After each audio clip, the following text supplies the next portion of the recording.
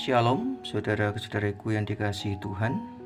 Bersama dengan saya, Romo Dominikus Mardiato Rudi Septiadi dari Paroki Santo Yakobus Citraland, Surabaya. Saya akan mencoba untuk merenungkan sabda Tuhan dari bacaan hari Minggu biasa yang ke-24. Bacaan Injil pada hari ini diambil dari Injil Matius pasal 18 ayat 21 sampai dengan 35. Mari mengawali permenungan kita pada hari ini dengan terlebih dahulu kita membuat tanda kemenangan Kristus.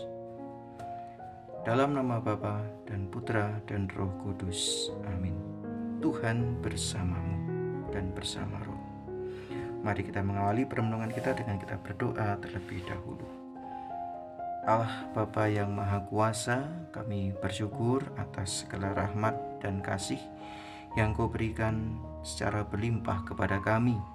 Kami bersyukur karena kami juga Kau berikan rahmat kesehatan bagi kami dan keluarga kami.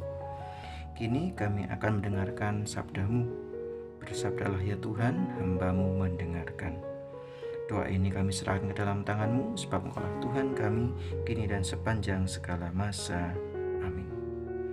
Mari kita mendengarkan sabda Tuhan dari Injil Matius pasal 18 ayat 21 sampai dengan 35. Tuhan bersamamu dan bersama rohmu. Inilah Injil suci Yesus Kristus menurut Matius. Dimuliakanlah Tuhan.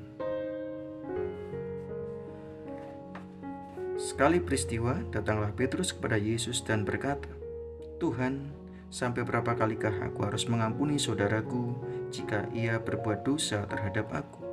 Sampai 7 kali? Yesus berkata kepadanya, bukan, aku berkata kepadamu bukan sampai 7 kali, melainkan sampai 70 kali 7 kali. Sebab hal kerajaan surga itu seumpama seorang raja yang hendak mengadakan perhitungan dengan hamba-hambanya. Ketika ia mulai mengadakan perhitungan itu, dihadapkanlah kepadanya seorang yang berhutang 10.000 talenta.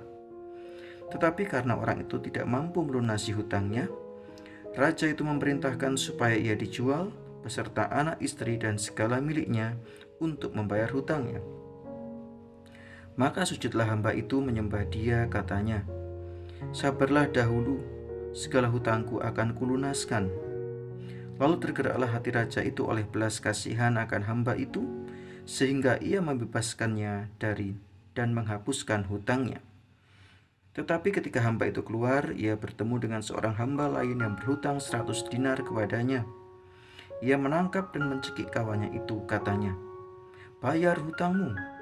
Maka sujudlah kawannya itu dan memohon kepadanya, sabarlah dahulu, hutangku itu akan kulunaskan. Tetapi ia menolak dan menyerahkan kawannya itu ke dalam penjara sampai dilunaskannya segala hutang itu. Melihat itu, kawan-kawannya yang lain sangat sedih, lalu menyampaikan segala yang terjadi kepada tuan mereka. Maka raja itu menyuruh memanggil hamba pertama tadi dan berkata kepadanya, hai hamba yang jahat, seluruh hutangmu telah kuhapuskan karena engkau memohonnya kepadaku. Bukankah engkau pun harus mengasihani kawanmu seperti aku telah mengasihani engkau? Maka marahlah tuannya itu dan menyerahkan dia kepada algojo-algojo sampai ia melunaskan seluruh hutangnya. Demikianlah Bapakku yang di surga akan berbuat terhadap kamu apabila kamu masing-masing tidak mengampuni saudaramu dengan segenap hatimu. Demikianlah Injil Tuhan. Saudara-saudariku yang dikasihi Tuhan, kata-kata mengampuni mungkin sering kali kita dengar, ya. Kata-kata ini begitu mudah untuk diucapkan. Tetapi ternyata ketika kita harus mengampuni dalam hidup kita begitu sulit. Apalagi kita mengampuni orang yang kerap kali berbuat salah dengan kita. Kadang-kadang kita sulit, ya. Setiap hari diampuni kesalahannya, setiap dia berbuat salah diampuni kesalahannya. Tetapi lagi-lagi dia melakukan perbuatan yang sama, ya, kesalahan-kesalahan yang sama. Kadang-kadang kita mengeluh, bagaimana Romo, dia ini setiap kali berbuat salah dan setiap kali saya ampuni, salah lagi dan salah lagi.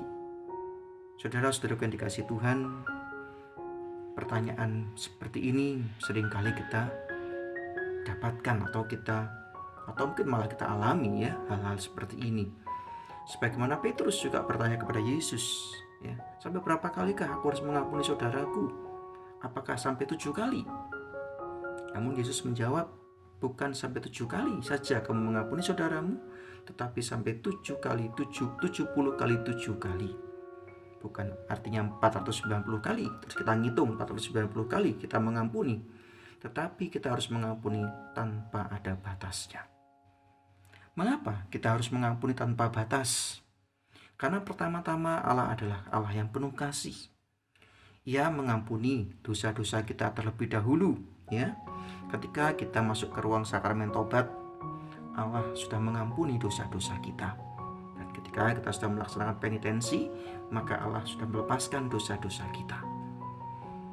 Maka karena Allah sungguh-sungguh mengampuni dosa kita, ya sudah seharusnya dan sudah sepantasnya kita juga mengampuni mereka yang bersalah kepada kita. Sampai berapa kali? Ya, sampai tak terbatas, sebagaimana Yesus yang mengampuni dosa-dosa kita. Memang tidak mudah, saudara-saudari, namun harus kita upayakan, harus kita usahakan untuk itu. Memang perlu proses, ya, memang perlu proses. Dalam hal-hal seperti ini perlu proses. Salah satu prosesnya adalah bagaimana kita menerima saudara-saudari kita dengan berbagai macam kelemahan dan kekurangannya. Ketika kita bisa melihat saudara-saudari kita dari kelemahan dan kekurangannya, maka kita juga akan melihat saudara-saudari kita lebih positif lagi, dan kita dapat mengampuni dia. Yang kedua, kita bisa melihat dari rahmat Tuhan sendiri. Melalui peristiwa yang kita alami bersama dengan orang yang bersalah dengan kita juga dapat melihat rahmat Tuhan. Oh, ternyata karena ada masalah ini, akhirnya saya tahu rencana Tuhan yang begitu indah kepada saya. Nah, mungkin saja Allah mendewasakan iman kita melalui peristiwa itu, melalui masalah yang harus kita alami. Sehingga dengan itu kita menjadi sadar ada rahmat Tuhan di balik peristiwa yang mungkin tidak menyenangkan bagi kita. Maka dari itu hendaknya kita melihat sekali lagi dari kacamata iman peristiwa itu. Dan yang ketiga, Allah ingin supaya kita lebih rendah hati. Rendah hati untuk bisa menerima sesama, apapun itu bentuknya, apapun itu masalahnya. Sehingga dengan itu, dengan kerendahan hati itu, kita juga dapat mengampuni sesama kita. Selain kita mengampuni, kita dituntut diajak untuk mengampuni sesama kita juga diajak untuk juga dengan rendah hati mau untuk meminta ampun ketika kita berbuat dosa atau berbuat salah dengan orang lain. Kadang-kadang kita sendiri yang tidak mau untuk memohon ampun ketika kita berbuat salah. Kita ego dengan diri kita. Maka saudara-saudara yang dikasih Tuhan, kita juga diajak untuk rendah hati, untuk melihat diri kita, mengintrospeksi diri kita. Mungkin kita sendiri juga ada kesalahan, sehingga akhirnya saudara kita, teman kita, sahabat kita, pasangan kita akhirnya menyakiti atau melukai diri kita.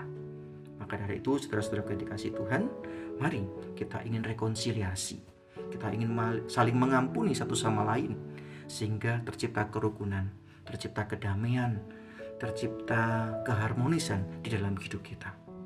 Maka mari saudara-saudara yang dikasih Tuhan, kita ingin seperti Bapa kita yang suka mengampuni kita, kita ingin juga mohon rahmat Tuhan agar supaya kita dapat mengampuni kesalahan sesama kita.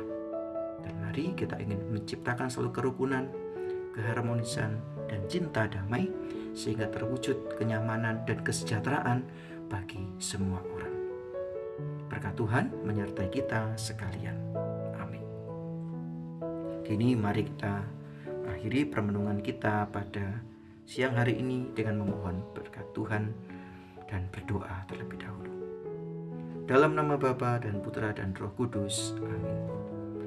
Tuhan, kami bersyukur kepadamu untuk rahmat-Mu melalui permenungan pada siang hari ini.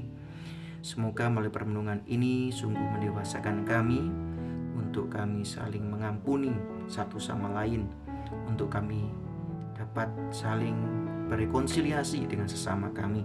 Kami sadar ini adalah proses yang harus kami jalani, Oleh karena itu ya Tuhan, kiranya Engkau senantiasa melembutkan hati kami, sehingga kami pun dapat mengampuni sesama kami, dan kami dapat mengintrospeksi diri kami. Akhirnya Tuhan, jagai, sertai dan lindungi kami selalu dan keluarga kami serta komunitas kami, sehingga Engkau senantiasa memberikan kesehatan, memberikan perlindungan dan penyertaan. Terpujilah nama-Mu ya Tuhan, kini dan sepanjang segala masa. Amin. Tuhan bersamamu dan bersama rohmu. Semoga kita sekalian senantiasa diberkati Allah yang Maha Kuasa, Bapa dan Putra dan Roh Kudus. Amin. Dengan ini permenungan kita untuk hari Minggu biasa yang ke-24 sudah selesai. Syukur kepada Allah. Marilah pergi, kita diutus. Amin.